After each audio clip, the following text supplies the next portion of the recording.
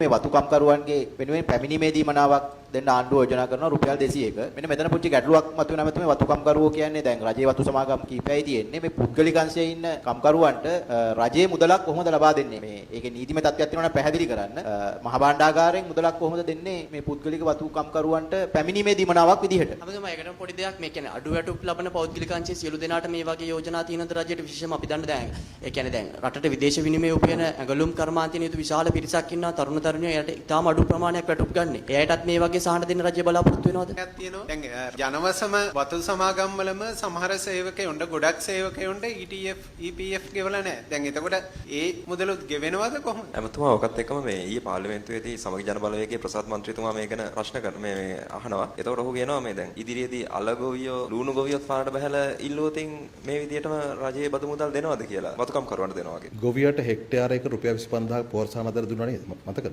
ඒක මදි. හැබැයි වතුකම් කරුවට දෙන එක ප්‍රශ්නේ. ඒක දහන්නේ. නෑ පොඩ දැන් ඔබ අහන්නේ නැත්තේ ඇයි ගොවියත් පුද්ගලික වැඩ කරන්නේ? ගොවියට කොහොමද පෝරසහන දෙන්නේ කියලා රජයේ බදු සල්ලි වලින්. ඔබ ඒක මම ඇහුවේ නෑ. ඔව්. ඒක සහන ආධාරයක්. ගොවි ජනතාවට දෙන. මේක පැමිණීමේදී මනාවක් විදිහට. ඉතින් මේක අපේ රටේ වැවිල් නිෂ්පාදනය වැඩි කර ගැනීම සඳහා රජය දෙන දිරිදීමනාවක්. ඒ අයගේ පැමිණීම වැඩි වෙලා, නිෂ්පාදන ඵලදායකත්වය වැඩි වෙලා, ඒකෙන් අපේ අපනයන සඳහා වැඩි හැකියාවක් ආවොත් ඒක රට නෙමෙයිද හොඳ? අපි කියලාත් තියෙනවා. දැන් අපි මේ වතු සමාගම් වලට අවශ්‍ය තරම් කාලයකුත් ලබා දුන්නා. අපි තව උදව් කරනවා. උදව් කරලා අවශ්‍ය ඉලක්ක වලට එන්න බැරි නම් වතු සමාගම් සම්බන්ධයෙන් තීන්දුවකුත් ගන්න වෙනවා කියලා ජනාධිපතිතුමා ඒකකම කිව්වා. රයිට්? මම හිතනවා සාධාරණයි මේ රුපියල් 1350ක් ගත්ත වතු කම්කරුවන්ට රුපියල් 400ක් අතර ලැබෙන එක ගැන ඇයි ඔබ විරුද්ධ වෙන්නේ? ඒකට එතනට සමාගම් වලට දැන්න දෙන්න පුළුවන්. ඒකත් අමාරුවෙන් දැන් දුන්නේ නෑනේ. රනිල් වික්‍රමසිංහ මේක දෙන්න කියලා යෝජනා ගෙනාවා. හැබැයි කරගන්න පුළුවන් වුණාද? බැරි වුණා. ආණ්ඩු ගණනාවක් කිව්වා. කරගන්න පුළුවන් වුණාද? බැරි වුණා. මං කියන්නේ මාධ්‍යවේදීන් හැටියට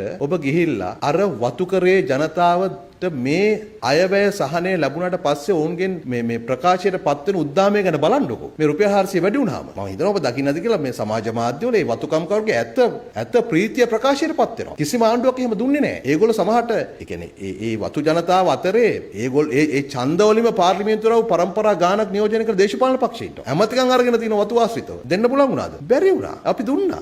රුපියල් 400ක් ලැබුණාම දවස් 25ක් ආවොත් ඇත්ත රුපියල් 10000ක් අතර හම්බ වෙනවා වැඩිපුර. 10000ක් හම්බන අතර වැඩිපුර. ඉතින් ඒක අපි ලබා දීලා තියෙනවා. මම හිතනවා වතු කම්කරු ජනතාව වෙනුවෙන් අපිට විශාල ඩොලර් ප්‍රමාණයක් අපනයන ආදායම හැටියට ගේන මේ ජනතාව වෙනුවෙන් ඒ සාධාරණ රජය කළ යුතුයි. රජය